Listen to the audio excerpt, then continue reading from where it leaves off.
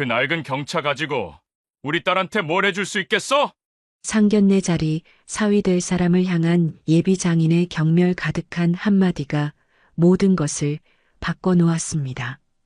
낡은 경차와 평범한 옷차림만으로 능력이 없다고 단정하며 파혼을 선언하는 가족들.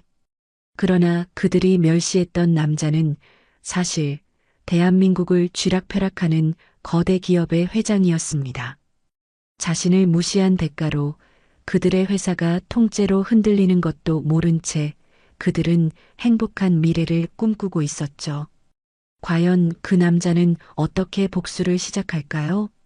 그리고 진실을 알게 된 순간 그들은 어떤 충격적인 현실을 마주하게 될까요? 모든 것을 되돌릴 수 없는 순간 그들의 운명이 결정됩니다. 자, 이제 여러분께 들려드릴 오늘의 이야기 시작합니다. 그 전에 잠시 구독과 좋아요로 따뜻한 마음을 나누어 주시면 저희에게 정말 큰 힘이 된답니다. 늘 감사합니다. 김준영의 목소리는 고급 한정식집 룸을 차갑게 얼어붙게 만들었습니다. 그의 목소리에는 경멸이 가득 담겨 있었죠. 이선우는 순간 숨을 멈췄습니다. 손에 든 찻잔이 미세하게 떨렸지만 그는 애써 침착함을 유지했습니다. 옆에 앉은 김하은의 어머니 서연정 역시 거들었습니다. 요즘 시대에 10년도 넘은 경차를 타고 다니다니 정말 답답해요. 우리 하은이가 그동안 얼마나 고생했을지 생각만 해도 가슴이 아파요. 그녀의 목소리에는 동정심이라곤 찾아볼 수 없었습니다.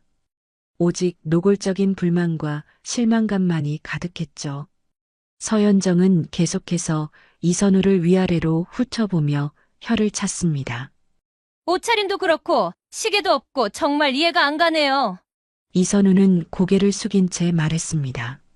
죄송합니다. 검소하게 살려고 노력하다 보니. 하지만 그의 말은 끝까지 이어지지 못했습니다. 김준영이 손을 내저으며 말을 잘랐습니다. 그의 얼굴에는 이미 결론이 내려져 있었습니다. 검소함이라고 하지만 결국 능력이 안 되는 거 아닙니까? 우리 딸이 시집가서 고생할 게 뻔하잖아요. 김준영은 가차 없었습니다. 그는 테이블을 가볍게 두드리며 목소리를 높였습니다. 제가 운영하는 회사만 해도 직원이 100명이 넘습니다. 그런데 우리 사위가 될 사람이 경차나 타고 다니면 체면이 서겠어요? 김하은이 조심스럽게 끼어들었습니다. 아버지, 선우 오빠는 정말 괜찮은 사람이에요. 돈이 전부는 아니잖아요. 하지만 그녀의 목소리는 점점 작아졌습니다.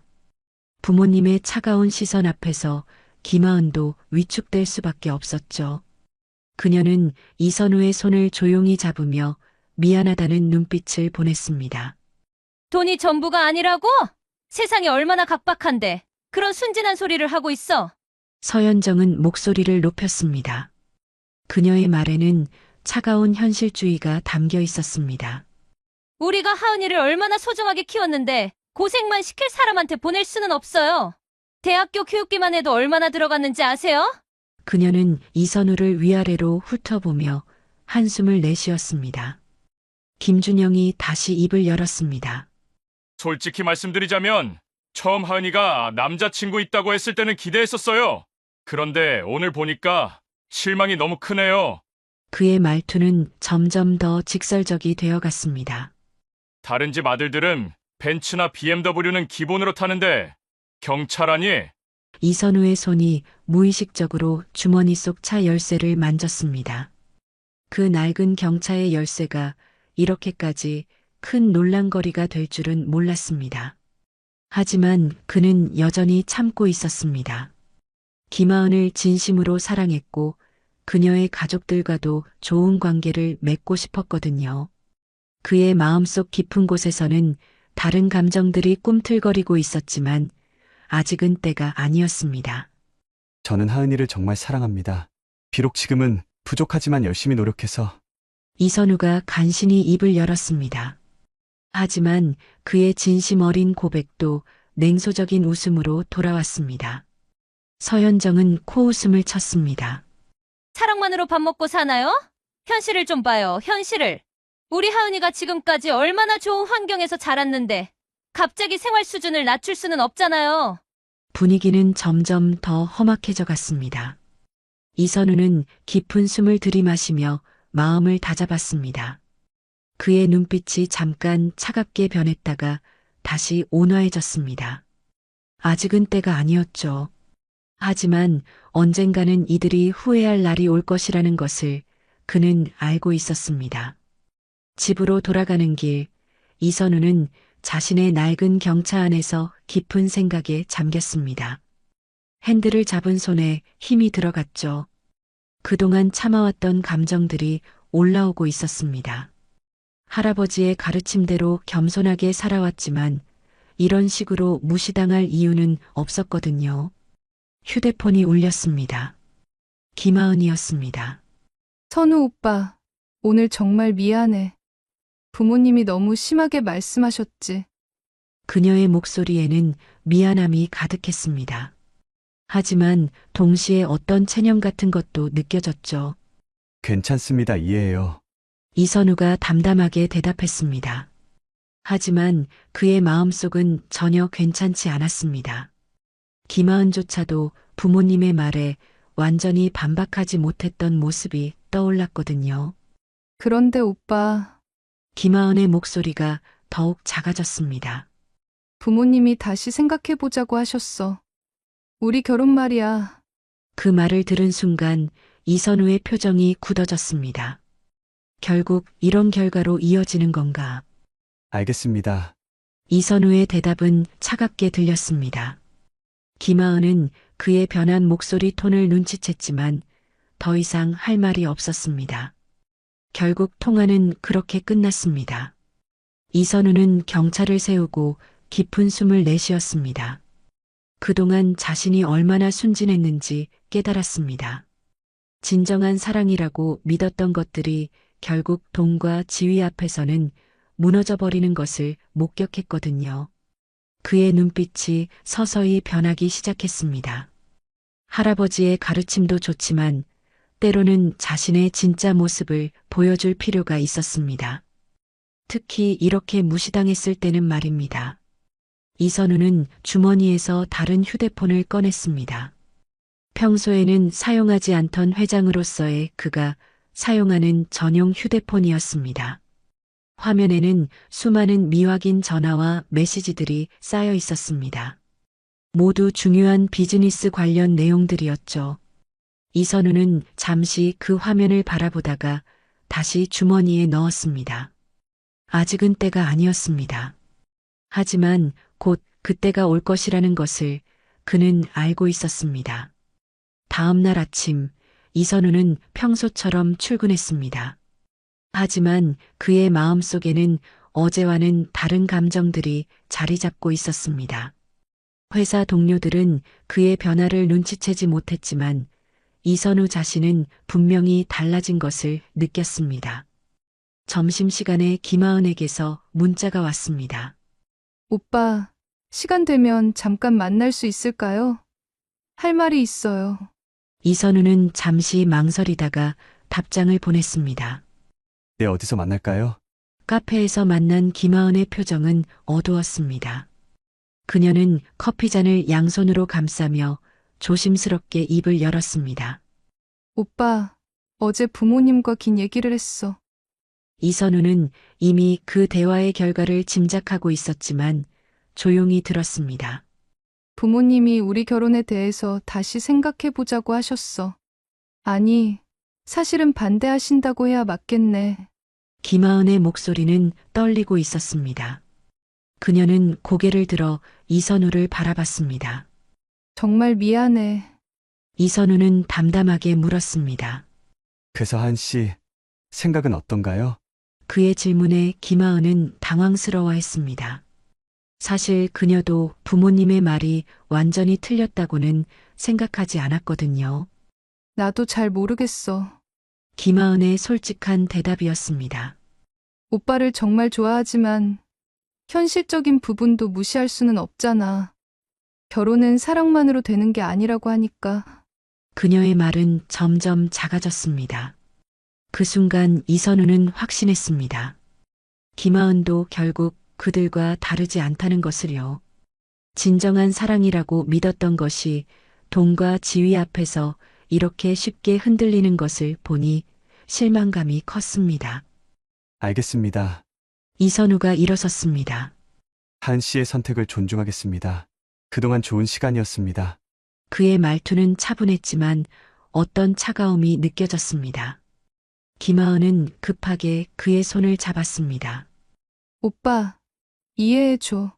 나도 어쩔 수 없는 상황이야. 하지만 이선우는 그녀의 손을 조용히 뿌리치며 걸어나갔습니다. 그날 저녁 김하은의 부모님은 딸의 결정에 만족스러워했습니다. 역시 우리 딸이 현명하네. 그런 남자와 결혼했으면 평생 고생했을 거야. 김준영이 흡족해하며 말했습니다. 서현정 역시 거들었습니다. 이제 마음 놓고 더 좋은 사람 찾아보자. 우리 하은이 조건이면 얼마든지 좋은 사람 만날 수 있어?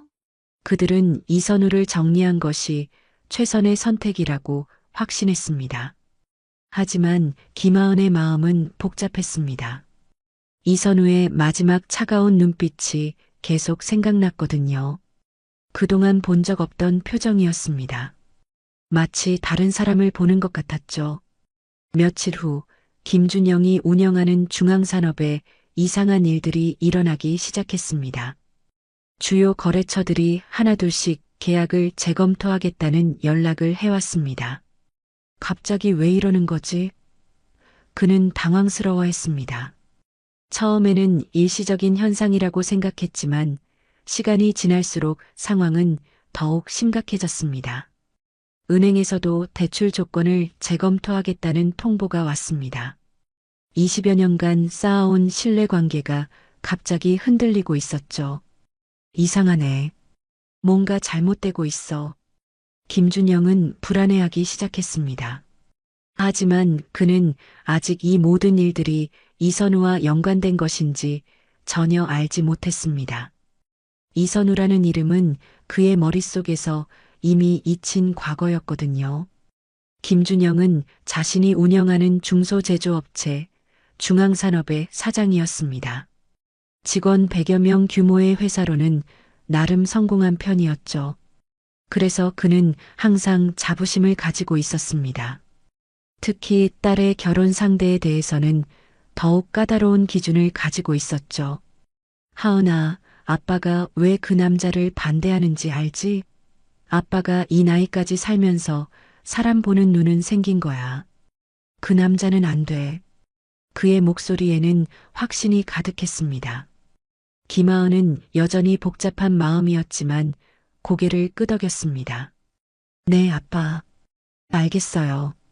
그녀도 현실적으로 생각해보니 부모님 말이 틀린 것 같지는 않았습니다. 사랑도 중요하지만 안정적인 미래도 무시할 수 없었거든요. 그런데 며칠 후부터 이상한 일들이 연달아 발생했습니다. 먼저 주요 협력업체인 선우상사에서 전화가 왔습니다.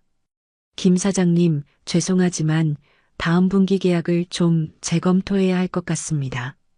담당자의 목소리는 어색했습니다. 갑자기 왜요? 우리가 10년 넘게 거래해 오면서 문제가 있었나요?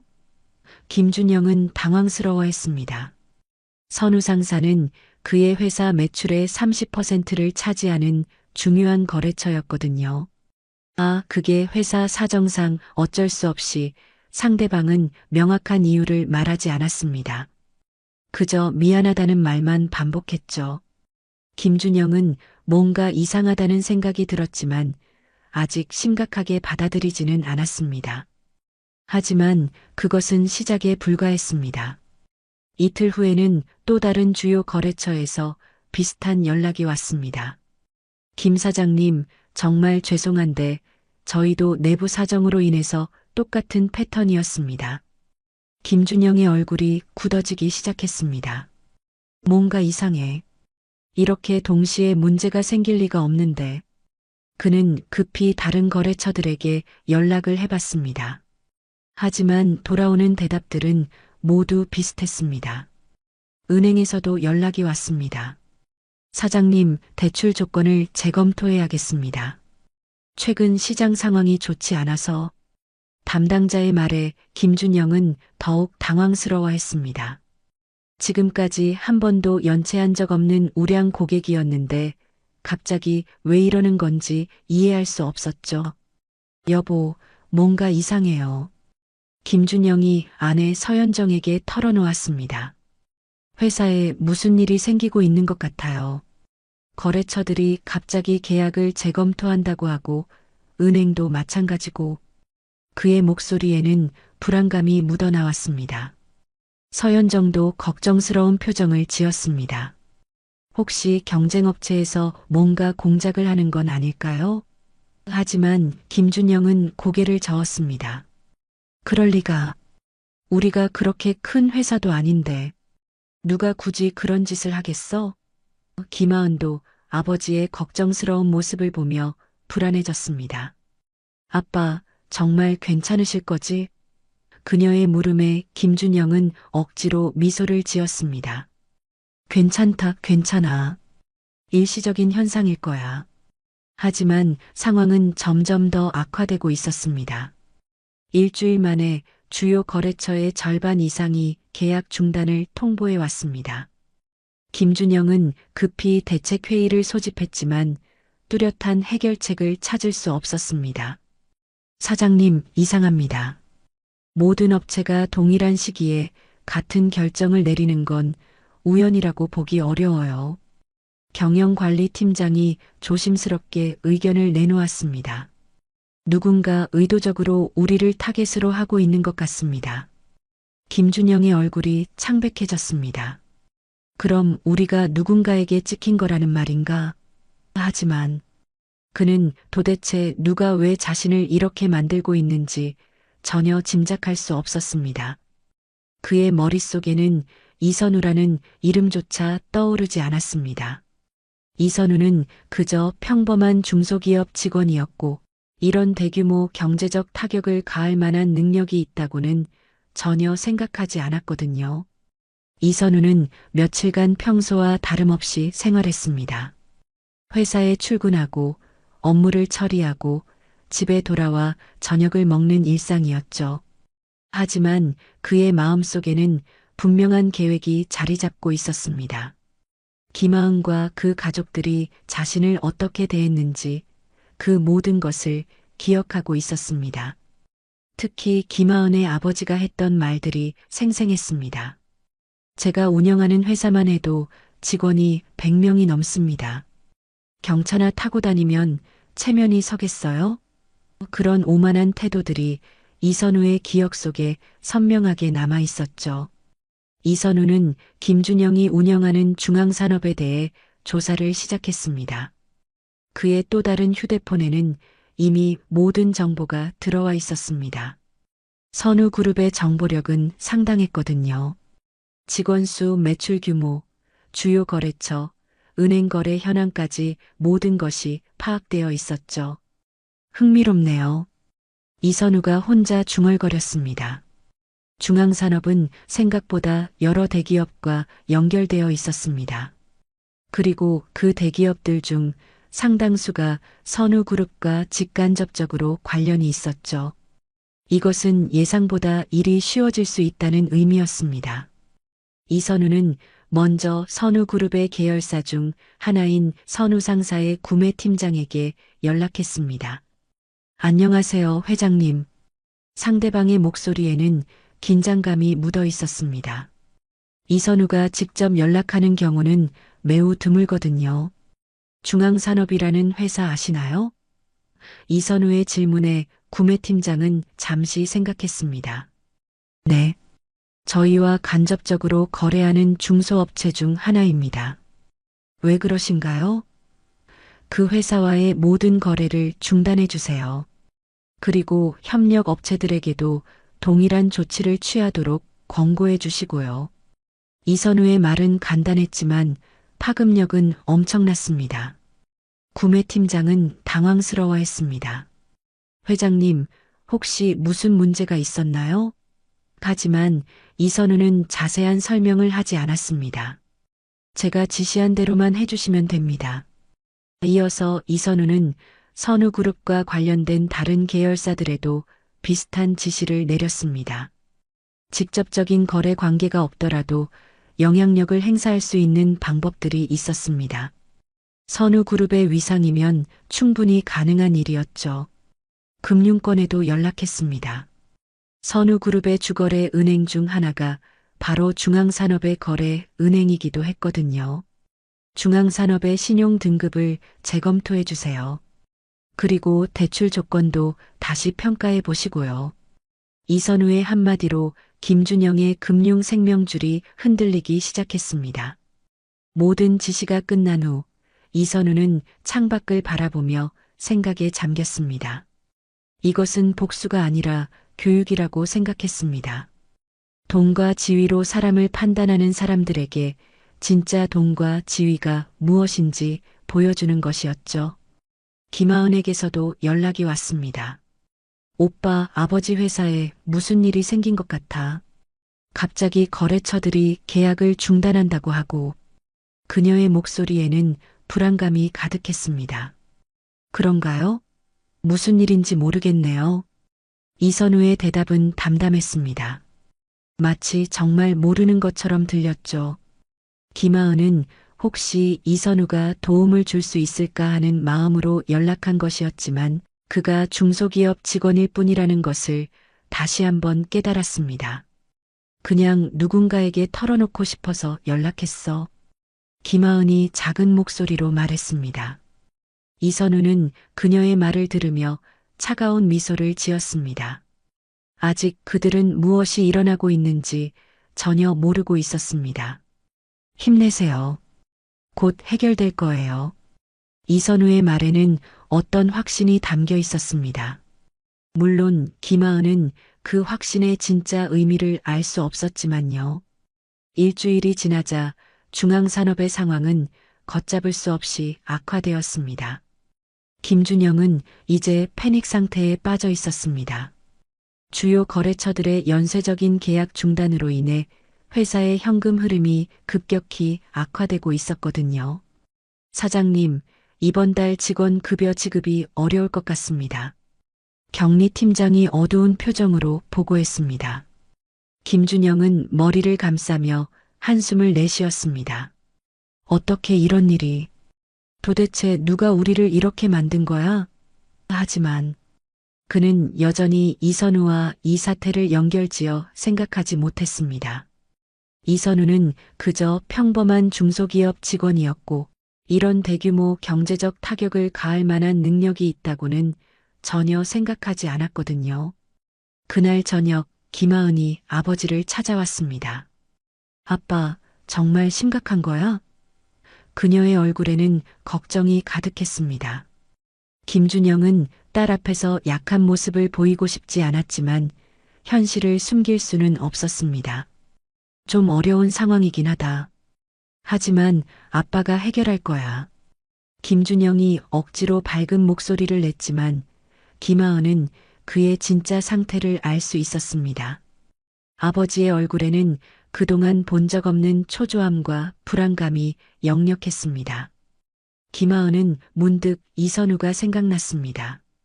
그가 마지막에 보여줬던 차가운 눈빛이 계속 머릿속에 맴돌았거든요.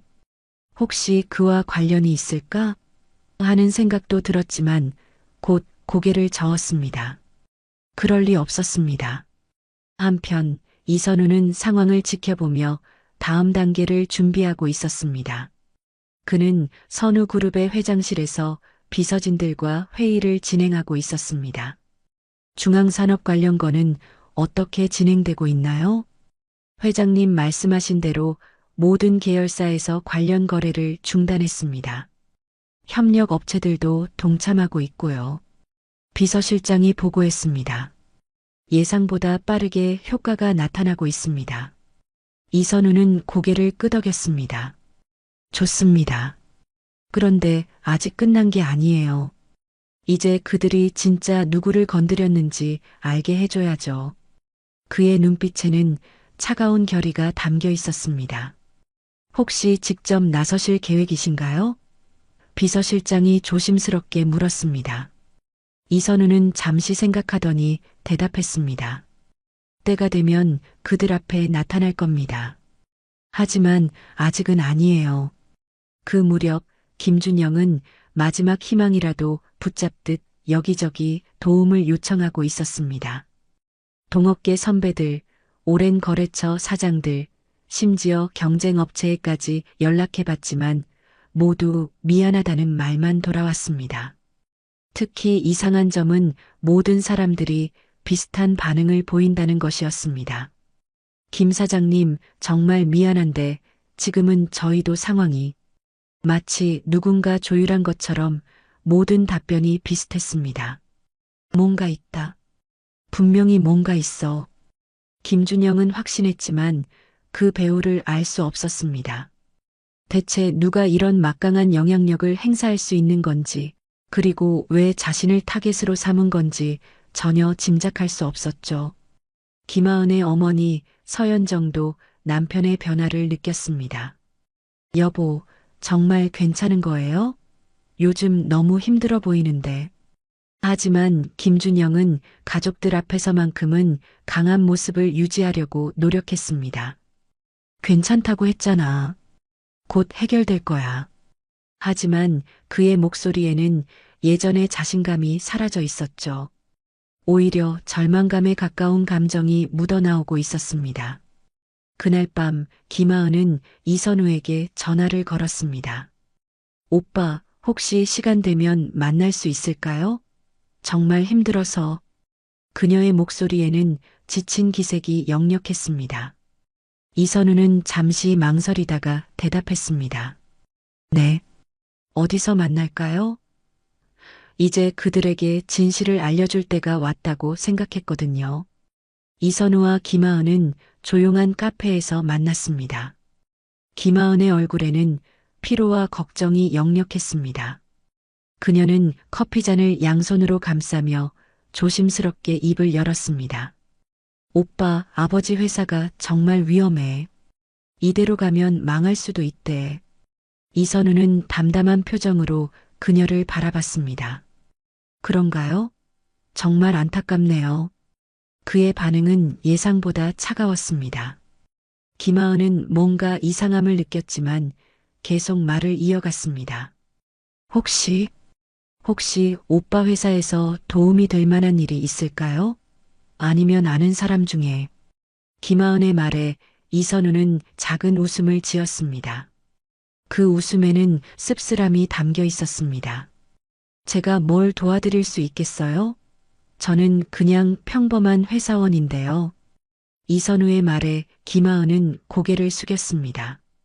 그제야 자신이 너무 어리석은 기대를 했다는 것을 깨달았습니다. 미안해. 내가 너무 절망적이어서.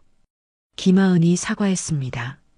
하지만 이선우는 더 이상 참지 않기로 했습니다.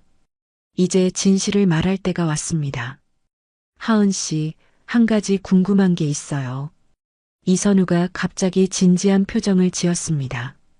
만약 제가 정말로 도움을 줄 수 있는 사람이라면 어떻게 하실 건가요? 김하은은 당황스러워했습니다. 무슨 말씀이세요?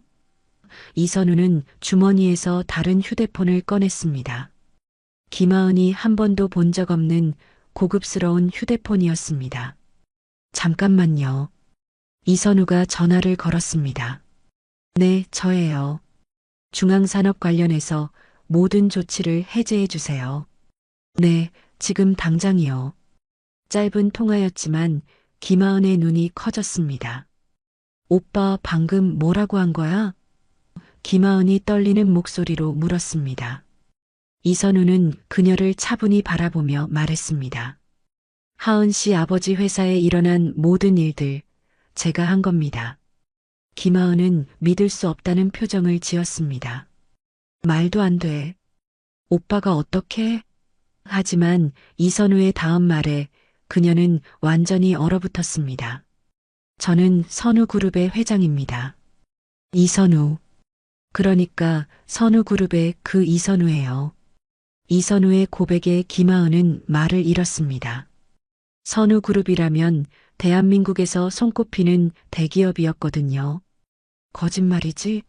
농담하는 거지? 김하은이 간신히 입을 열었습니다. 하지만 이선우의 진지한 표정을 보니 농담이 아니라는 것을 알 수 있었습니다. 이선우는 명함 지갑에서 특별한 명함 하나를 꺼냈습니다. 선우그룹 회장 이선우라고 적힌 명함이었습니다. 김하은은 그 명함을 받아들고는 한동안 말을 하지 못했습니다. 왜 숨겼어? 김하은이 떨리는 목소리로 물었습니다. 이선우는 씁쓸한 미소를 지었습니다. 진짜 사랑을 확인하고 싶었거든요. 돈과 지위가 아닌 진정한 저를 사랑해주는 사람을 만나고 싶었어요. 그런데 결과는 어땠나요? 이선우의 질문에 김하은은 고개를 들 수 없었습니다. 자신과 가족들이 그를 어떻게 대했는지 너무나 선명하게 기억나고 있었거든요. 하은 씨와 하은 씨 가족분들은 제가 경찰을 탄다고 돈이 없어 보인다고 저를 무시했죠. 그리고 파혼을 선택했고요. 이선우의 말 한마디 한마디가 김하은의 가슴을 찔렀습니다. 김하은은 눈물이 나기 시작했습니다. 오빠, 우리가 몰랐어. 만약 알았다면. 하지만 이선우는 고개를 저었습니다. 그게 바로 문제예요. 알았다면 다르게 됐을 거라는 그 생각 말이에요. 진정한 사랑이라면 상대방이 누구든 상관없어야 하는 거 아닌가요? 회장이든 평범한 직장인이든 말이에요. 이선우의 말에 김하은은 완전히 무너졌습니다. 그 순간 이선우의 휴대폰이 울렸습니다. 네. 중앙산업 관련 조치 해제 완료됐습니다. 모든 거래처에 복구 지시를 내렸고요. 짧은 보고였지만 김하은에게는 충격적이었습니다. 이제 하은 씨 아버지 회사는 정상화될 거예요. 하지만 이것으로 우리 사이도 정말 끝입니다.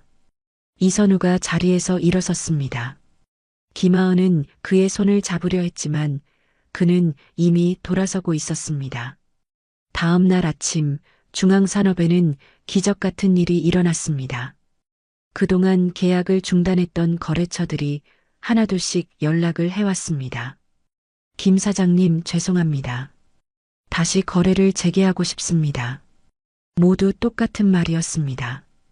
김준영은 믿을 수 없다는 표정을 지었습니다. 갑자기 왜 이러시는 거죠? 며칠 전까지만 해도. 하지만 상대방들은 명확한 답변을 주지 않았습니다. 그저 상황이 바뀌었다는 말만 반복했죠. 은행에서도 연락이 왔습니다. 사장님, 대출 조건 재검토 건은 취소됐습니다. 다시 기존 조건으로 진행하겠습니다. 담당자의 목소리에는 어떤 긴장감이 묻어 있었습니다. 도대체 무슨 일이 일어난 거지? 김준영은 혼란스러웠습니다. 며칠 전까지만 해도 회사가 망할 위기에 처해 있었는데 갑자기 모든 것이 정상화되고 있었습니다. 마치 누군가 강력한 영향력을 행사한 것 같았습니다. 그 순간 김하은이 아버지를 찾아왔습니다. 그녀의 얼굴은 창백했고 눈이 빨갛게 부어 있었습니다. 아빠, 할 말이 있어. 그녀의 목소리는 떨리고 있었습니다. 하은아, 무슨 일이야? 얼굴이 왜 그래? 김준영이 걱정스럽게 물었습니다. 김하은은 깊은 숨을 들이마시고 입을 열었습니다. 아빠가 무시했던 그 사람, 선우 오빠 말이야. 아, 그 경차 타던 놈? 그놈이 왜? 김준영의 반응은 여전히 무시하는 투였죠. 하지만 김하은의 다음 말에 그는 완전히 얼어붙었습니다. 그분이 선우그룹 회장이야. 김하은의 말에 김준영은 귀를 의심했습니다. 뭐라고? 선우그룹? 그 선우그룹 말이야? 그의 목소리가 떨리기 시작했습니다. 김하은은 고개를 끄덕였습니다. 응, 맞아. 그리고 아버지 회사에 일어난 모든 일들도 그분이 한 거래. 그녀는 어제 있었던 일을 모두 아버지에게 말해주었습니다. 김준영은 의자에 주저앉았습니다. 선우그룹이라면 대한민국 최고의 기업 중 하나였습니다. 그런 회사의 회장을 자신이 경찰을 탄다고 무시했다는 것이 믿어지지 않았습니다. 그럼 우리 회사가 정상화된 것도? 김준영이 떨리는 목소리로 물었습니다. 김하은이 고개를 끄덕였습니다. 그분이 모든 조치를 해제해 주신 거야. 김준영의 얼굴이 창백해졌습니다. 자신이 얼마나 큰 실수를 했는지 깨달았거든요. 선우그룹 회장을 모욕했다는 것. 그리고 그가 자비를 베풀어 회사를 살려줬다는 것을 알게 된 순간이었습니다. 김하은의 어머니 서연정도 남편의 말을 듣고는 기절할 뻔했습니다. 어머 세상에. 우리가 선우그룹 회장님을. 그녀는 말을 잇지 못했습니다. 그동안 자신들이 얼마나 오만했는지 깨달았거든요. 하은아, 그분께 사과해야 해. 당장 연락해서 만나자고 해. 김준영이 급하게 말했습니다. 하지만 김하은은 고개를 저었습니다. 안 받으실 거야. 그리고 이미 모든 게 끝났다고 하셨어. 김준영은 머리를 감싸며 후회했습니다. 자신의 속물적인 판단 때문에 딸의 행복은 물론이고 자신도 엄청난 실수를 저질렀습니다. 선우그룹 회장과 사돈이 될 수 있는 기회를 자신의 손으로 차버린 것이었습니다. 내가 뭔 짓을 한 거야? 김준영이 중얼거렸습니다. 그는 이제야 진정한 실력이 무엇인지 깨달았습니다. 진짜 능력 있는 사람은 겉으로 드러내지 않고도 이런 엄청난 영향력을 행사할 수 있다는 것을요. 며칠 후 김하은은 이선우에게 마지막으로 연락을 시도했습니다.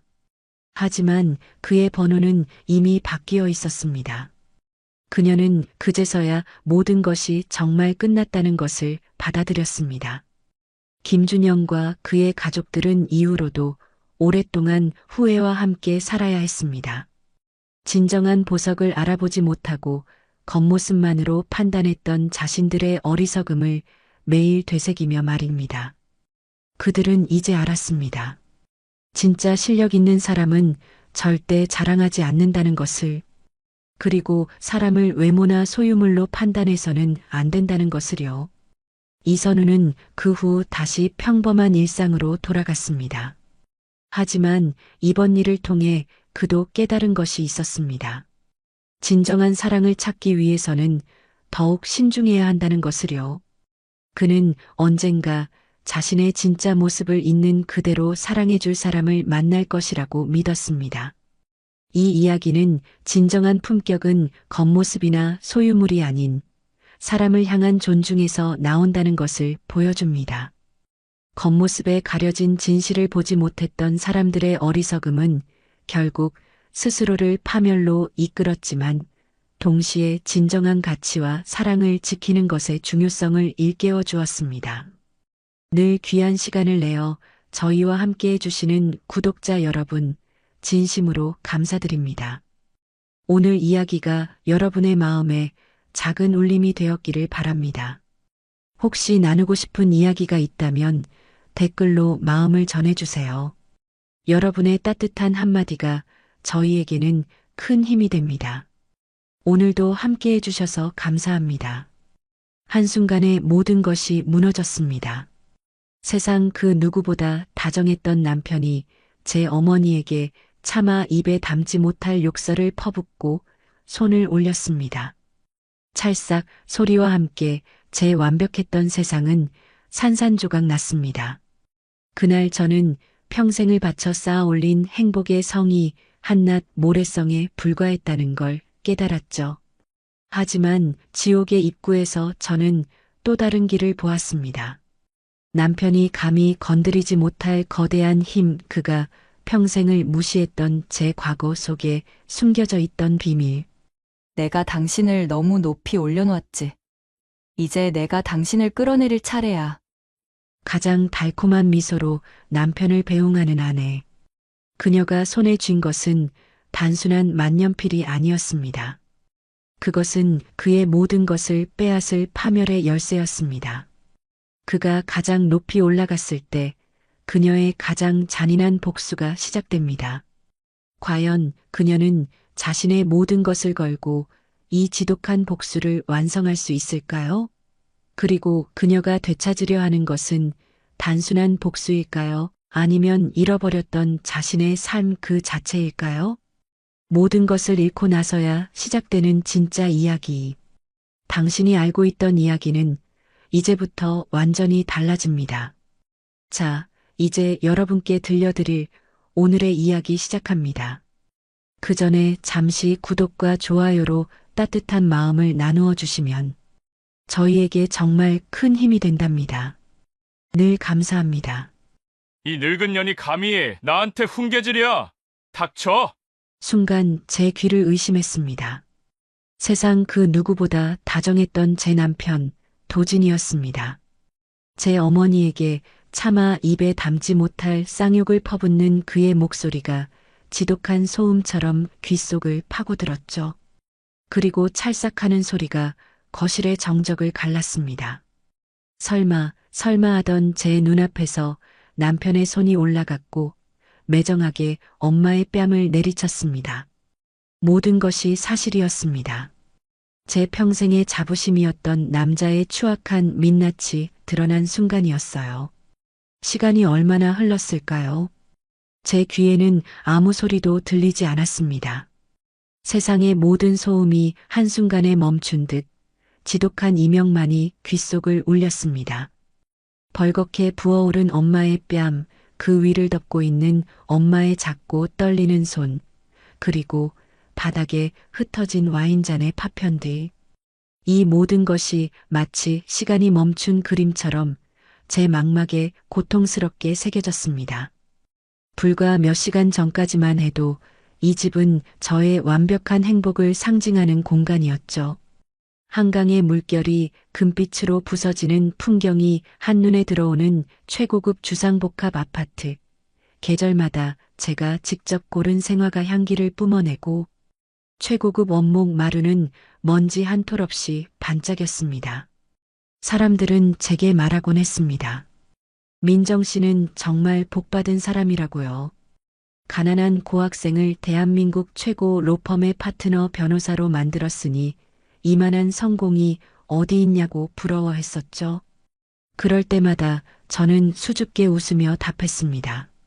제 남편 도진 씨가 워낙 뛰어난 사람이라서요.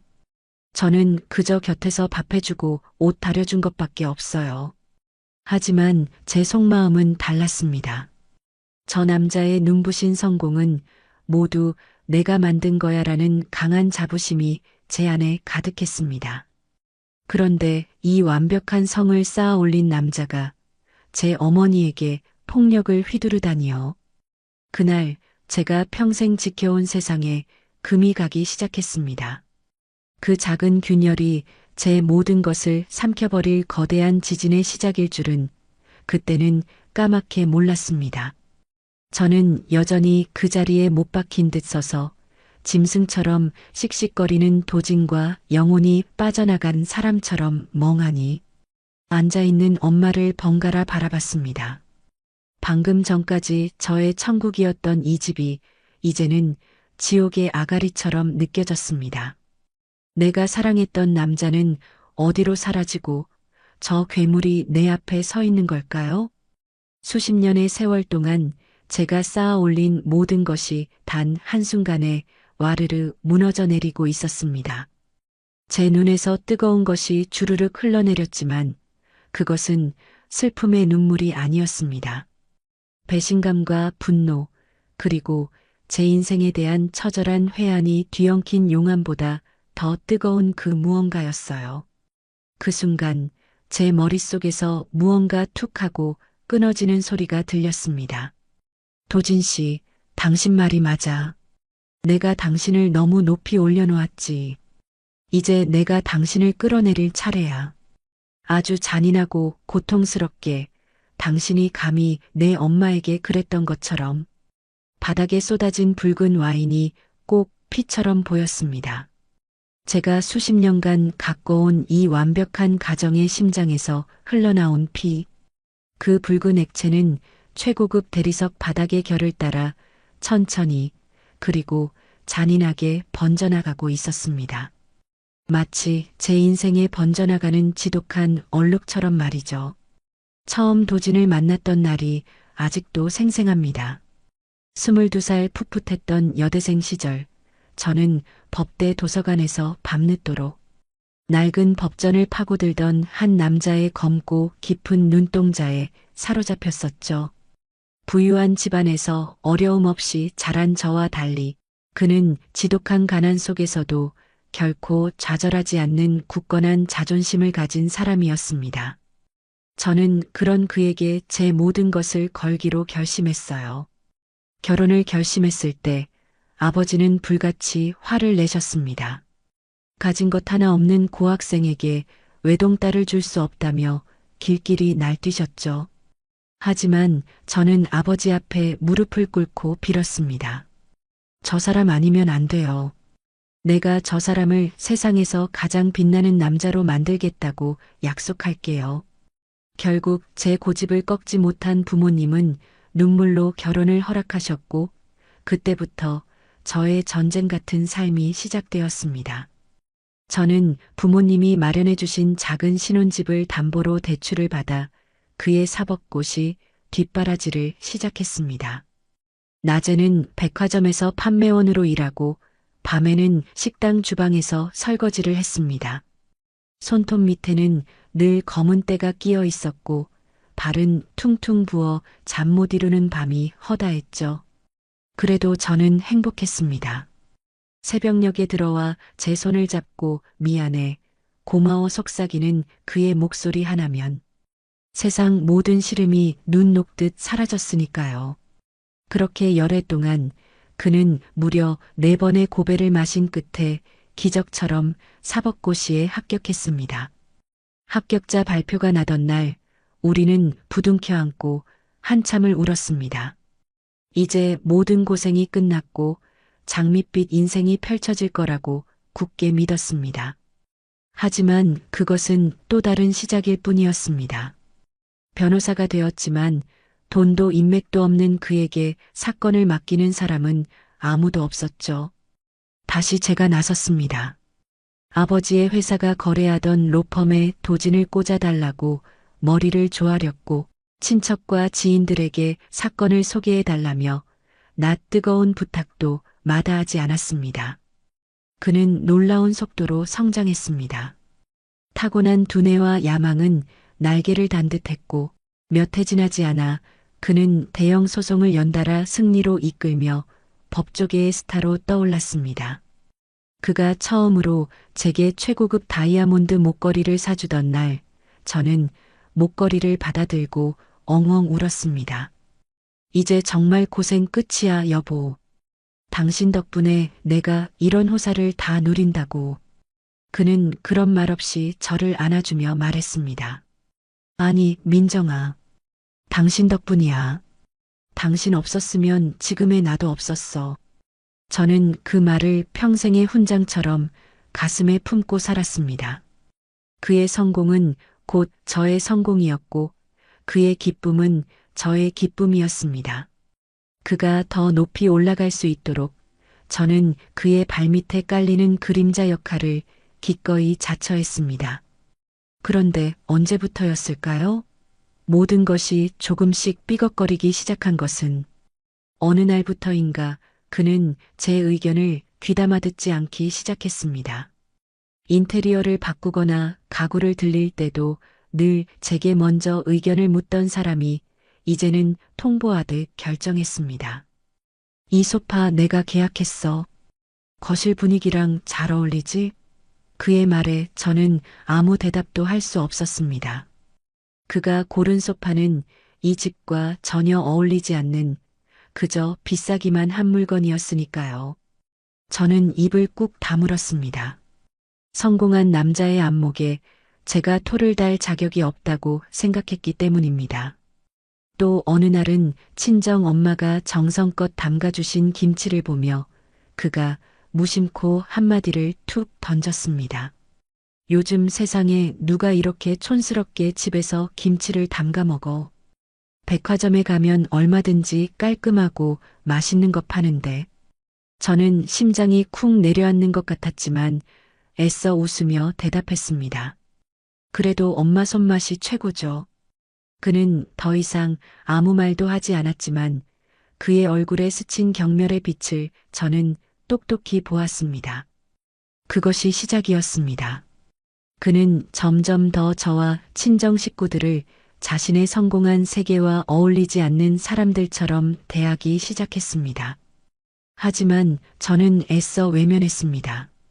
그럴 리가 없어. 그 사람이 변했을 리가 없다고 스스로를 세뇌했었죠. 피곤해서 그럴 거야. 너무 높은 곳에 있다 보니 예민해져서 그럴 거야. 필사적으로 그를 이해하려 했었습니다. 그리고 오늘 엄마는 사위 몸보신을 시켜줘야 한다며 직접 지어온 보약을 들고 우리 집을 찾으셨습니다. 마침 주말이라 늦잠을 자고 일어난 도지는 소파에 앉아 신문을 보고 있었죠. 엄마는 환하게 웃으며 그에게 다가가셨습니다. 최서방, 요즘 힘들어 보여서 내가 약 좀 지어왔네. 기운 내야지. 그 말에 그는 신문에서 눈도 떼지 않은 채 건성으로 대답했습니다. 아, 네. 장모님, 거기 두고 가세요. 엄마의 얼굴에 스쳐 지나가는 서운한 기색을 저는 놓치지 않았습니다. 엄마는 잠시 머뭇거리시더니 용기를 내어 한마디 덧붙이셨습니다. 최서방, 내가 자네를 아들처럼 생각해서 하는 말인데 사람이 너무 높이만 올라가면 발밑을 못 보는 법이야. 주변도 좀 돌아보고 겸손할 줄도 알아야 더 크게 되는 법이라네. 그것은 평생 자식을 걱정하는 어미의 마음에서 우러나온 진심 어린 조언이었습니다. 하지만 그날따라 유독 기분이 좋지 않았던 남편에게 그 말은 비수처럼 날아와 꽂혔습니다. 와인을 몇 잔 들이켜던 그는 마침내 신문을 구겨 던지며 자리에서 벌떡 일어섰고 제 평생을 지옥으로 밀어넣은 그 끔찍한 말을 내뱉었습니다. 저는 그 자리에 못 박힌 듯 섰습니다. 짐승처럼 씩씩거리는 도진과 영혼이 빠져나간 사람처럼 멍하니 앉아있는 엄마를 번갈아 바라보았어요. 방금 전까지 저의 천국이었던 이 집이 이제는 지옥의 아가리처럼 느껴졌습니다. 아씨, 내가 술 때문에 실수를 했네. 그의 후회 없는 목소리가 정적을 깼습니다. 그의 눈에는 미안함이나 죄책감 따위는 한 점도 없었고 오직 짜증과 자신의 권위가 도전받았다는 것에 대한 불쾌감만이 가득했죠. 장모님도 너무하셨어. 아무리 그래도 사위한테 훈계가 뭐야? 그 말을 듣는 순간 제 안에 마지막으로 남아있던 아주 작은 미련의 끈마저 툭 하고 끊어져 버렸습니다. 저는 천천히 고개를 돌려 그를 바라보았습니다. 이제 제 눈앞에 있는 것은 제가 알던 그가 아니었습니다. 그는 그저 성공이라는 가면을 쓴 추악하고 오만한 괴물일 뿐이었어요. 저는 그에게 한마디도 하지 않았습니다. 대신 멍하니 앉아있는 엄마에게 다가가 조심스럽게 어깨를 감싸 안았습니다. 엄마의 몸은 새의 깃털처럼 가볍고 부서질 듯 가파르게 떨리고 있었어요. 엄마, 괜찮아? 목소리가 나오지 않았습니다. 간신히 쥐어짠 제 목소리는 쇠소리처럼 갈라졌죠. 엄마는 저를 보며 힘겹게 입꼬리를 올려 웃어 보였습니다. 괜찮다는 신호였지만 그 웃음이 제 심장을 더 날카롭게 후벼 팠습니다. 엄마의 눈은 텅 비어 있었죠. 평생을 자식 걱정만 하며 살아온 노모가 아들처럼 믿었던 사위에게 당한 수모와 충격이 그 눈 안에 고스란히 담겨 있었습니다. 나는 괜찮다, 민정아. 최서방이 술이 많이 취해서 그럴 게야. 엄마는 마지막 순간까지도 제 걱정을 하고 있었습니다. 그 말이 제 가슴에 대못을 박았죠. 제가 아니었다면, 제가 저런 짐승 같은 남자를 고집하지 않았더라면, 우리 엄마가 이런 끔찍한 일을 당할 일도 없었을 겁니다. 모든 것이 제 탓이라는 죄책감이 저를 덮쳤습니다. 일어나, 엄마. 집에 가자. 내가 모셔다 드릴게. 저는 엄마를 부축해 일으켰습니다. 그가 제 앞을 가로막고 무릎을 꿇으며 사과했지만 그의 사과에는 단 한 줌의 진심도 담겨 있지 않았습니다. 저는 그를 벌레 보듯 차갑게 쳐다보며 말했습니다. 비켜. 제 목소리는 제가 듣기에도 놀랄 만큼 차갑고 단단했습니다. 저는 엄마를 부축해 현관문으로 향했습니다. 뒤에서 도진이 뭐라고 소리치는 것 같았지만 아무것도 들리지 않았어요. 택시를 잡아 엄마를 태워보내는 마지막 순간까지 저는 아무 말도 하지 못했습니다. 창밖으로 멀어지는 엄마의 모습을 보며 저는 길가에 선 채로 한참을 움직일 수 없었죠. 차가운 밤바람이 제 뺨을 스쳤지만 아무것도 느껴지지 않았습니다. 제 모든 감각이 마비된 것만 같았어요. 얼마 후 저는 다시 그 집, 저의 지옥으로 돌아왔습니다. 현관문을 열고 들어서자 도진은 거실을 서성이다 저를 발견하고는 다가왔습니다. 당신, 이제 들어와. 장모님은 잘 모셔다 드렸어? 내가 정말 미쳤었나 봐. 당신한테 뭐라고 사과해야 할지 모르겠다. 그는 제 손을 잡으려고 했지만 저는 소스라치게 놀라며 그 손을 뿌리쳤습니다. 내 몸에 손대지 마. 그는 제 반응에 당황한 듯 잠시 멈칫하더니 다시 애원하는 목소리로 말했습니다. 민정아, 제발. 내가 다 잘못했어. 응? 한 번만 용서해줘. 그의 말은 제 가슴을 비웃는 듯 맴돌았습니다. 저는 말없이 그를 지나쳐 와인이 쏟아진 거실 바닥으로 걸어갔죠. 그리고 깨진 유리 조각 하나를 집어들었습니다. 날카로운 파편이 제 손바닥을 파고들었지만 아무런 고통도 느껴지지 않았습니다. 저는 그 유리 조각을 든 채 그를 향해 천천히 돌아섰습니다. 당신, 지금 나한테 용서를 비는 거야? 제 목소리를 들은 그의 얼굴이 하얗게 질렸죠. 위험해. 일단 그거 내려놓고. 위험해? 당신이 내 인생을 이렇게 박살내놓고 내 엄마 얼굴에 손을 대놓고? 저는 그가 어머니에게 했던 말을 그대로 돌려주었습니다. 닥쳐. 그 더러운 입으로 변명하지 마.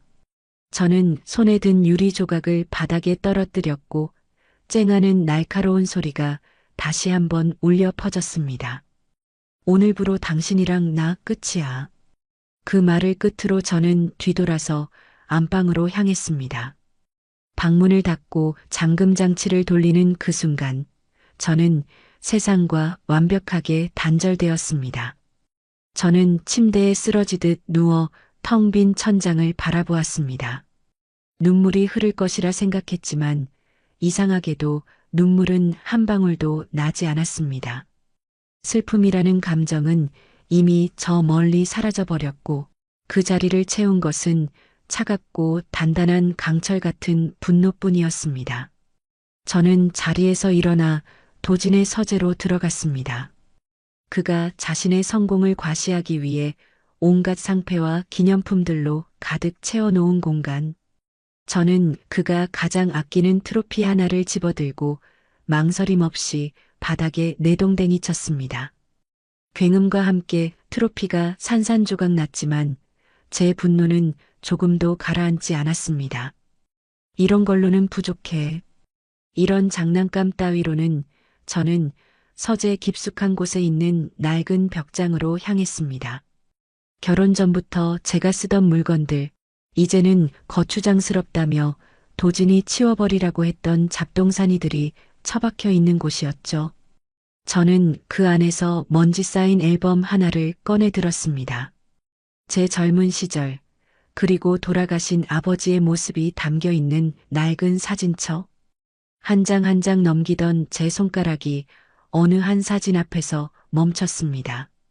빛바랜 흑백 사진 속 이제는 세상에 없는 제 아버지 박 회장과 젊은 시절의 한 남자가 어깨동무를 한 채 환하게 웃고 있었습니다. 명성그룹 김 회장 아버지의 가장 가까운 동지이자 지금은 대한민국 재계를 호령하는 거물 그 사진을 보는 순간 제 머릿속에서 번개처럼 하나의 길이 열렸습니다. 그래, 이거다. 도진, 당신을 무너뜨릴 방법. 당신이 그토록 자랑스러워하는 성공의 탑을 가장 밑바닥부터 하나씩 아주 처참하게 무너뜨려 주겠어. 저는 앨범을 가슴에 품고 차갑게 웃었습니다. 이제부터 시작이었죠. 진짜 지옥이 어떤 건지 내가 똑똑히 보여줄게. 다음 날 아침 알람이 울리기도 전에 눈을 떴습니다. 지옥 같던 밤이 지나고 찾아온 새벽은 이상하리만큼 고요했습니다. 한숨도 자지 못했지만 정신은 얼음물에 담갔다 뺀 것처럼 차갑고 명료했죠. 더 이상 눈물은 나지 않았습니다. 슬픔과 절망이 머물던 제 마음의 모든 방은 이제 차가운 분노와 선명한 목표의식만이 가득 채우고 있었습니다. 저는 조용히 욕실로 들어가 거울 앞에 섰습니다. 거울 속에는 낯선 여자가 저를 바라보고 있었습니다. 눈밑은 거뭇하게 죽어 있었고 입술은 핏기 하나 없이 바싹 말라 있었죠. 하지만 그 눈빛만은 이전에 순종적이고 무기력했던 민정의 것이 아니었습니다. 활활 타오르는 불꽃이 아닌 모든 것을 얼려버릴 듯한 시퍼런 냉기가 그 안에 서려 있었죠. 욕실을 나오자 안방 문 앞에서 밤을 새운 도진과 마주쳤습니다. 초췌한 얼굴에 충혈된 눈. 그는 제 눈치를 살피며 조심스럽게 입을 열었습니다. 여보, 잠은 좀 잤어? 내가 아침이라도 차릴까? 저는 그를 물끄러미 바라보았습니다. 그의 얼굴에서 저는 후회나 반성이 아닌 자신의 아내가 위태로워졌다는 것에 대한 두려움을 읽었죠. 그는 저의 분노가 두려운 것이고 이 안락한 삶을 잃게 될까봐 전전긍긍하는 것뿐이었습니다. 저는 아무렇지 않다는 듯, 아니 모든 것을 체념했다는 듯 희미하게 웃으며 말했습니다. 됐어요. 당신이 할 줄 아는 게 뭐 있다고. 내가 차릴 테니 씻기나 하세요. 제 반응에 그는 당황한 기색이 역력했습니다. 아마도 제가 울고불고 소리를 지르며 난리를 칠 것이라 예상했겠지만 저의 기묘한 평온함이 그에게는 더 큰 혼란과 불안을 안겨주었을 겁니다. 그것이 바로 제가 노린 것이었죠. 저는 주방으로 가 익숙하게 밥을 안 치고 그가 가장 좋아하는 북엇국을 끓이기 시작했습니다. 보글보글 끓어오르는 냄비를 보고 있자니 헛웃음이 났습니다. 평생을 이렇게 저 남자의 비위를 맞추고 입맛을 챙기며 살아왔구나. 하지만 오늘 이 아침 식사는 마지막 만찬이 될 것이었습니다. 그의 파멸을 위한 제 복수의 시작을 알리는 의식과도 같은 것이었죠. 식탁에 마주 앉았지만 우리는 아무 말도 하지 않았습니다. 그는 연신 제 눈치를 살피며 꾸역꾸역 밥을 넘겼고 저는 그런 그를 무심한 눈으로 지켜볼 뿐이었습니다. 침묵을 깬 것은 도진이었습니다. 저기 여보, 어제 일은 정말 내가 평생을 두고 갚을게. 장모님께는 내가 오늘 저녁에 바로 찾아뵙고 무릎 꿇고 사죄드릴게. 응? 저는 숟가락을 내려놓고 그를 똑바로 쳐다보았습니다. 됐어요. 가지 마세요. 뭐하러? 엄마가 당신 얼굴 보고 싶어 하실 것 같아요? 당신이 거기 간다고 뭐가 달라져요? 상처만 더 해집는 거지. 그냥 조용히 있어요. 시간이 약이겠죠. 저는 마치 모든 것을 용서하고 덮으려는 아내처럼 행동했습니다. 시간이 모든 것을 해결해 줄 거라는 무기력한 말로 그를 안심시켰죠. 그는 제 말의 진짜 의미를 알아챌 만큼 똑똑하지 못했습니다. 그저 이 위기를 넘겼다는 안도감에 그의 얼굴이 눈에 띄게 환해지는 것을 저는 똑똑히 보았습니다. 어리석은 인간. 내가 말한 시간은 상처를 치유하는 시간이 아니라 당신의 목을 조여올 복수의 시간이란 걸 당신은 까맣게 모르겠지. 그가 서둘러 출근 준비를 하는 동안 저는 다시 낡은 앨범을 꺼내 들었습니다. 어젯밤 저에게 한 줄기 빛을 보여준 그 사진. 아버지와 김 회장이 나란히 서 있는 사진을 가만히 들여다보았죠. 두 분의 인연은 평생의 동지 그 이상이었습니다. 아버지는 작은 섬유 공장을 운영하셨고 김 회장은 그 공장의 원단을 대는 시장 상인이셨죠. 가진 것 없던 두 젊은이는 밤새 막걸리 잔을 기울이며 더 큰 세상을 꿈꿨고 서로의 보증인이 되어주며 사업을 키워나갔습니다. 아버지가 돌아가시기 직전 제 손에 건네주신 몽블랑 만년필이 떠올랐습니다. 민정아, 이건 젊은 시절 김 회장이 나에게 선물한 첫 성공의 징표다. 만년필에 우리 두 사람의 이름을 새겨 넣었지. 살다 보면 정말 의지할 곳 하나 없는 막막한 순간이 올 수도 있다. 그때 이게 너를 지켜주는 부적이 될 게다.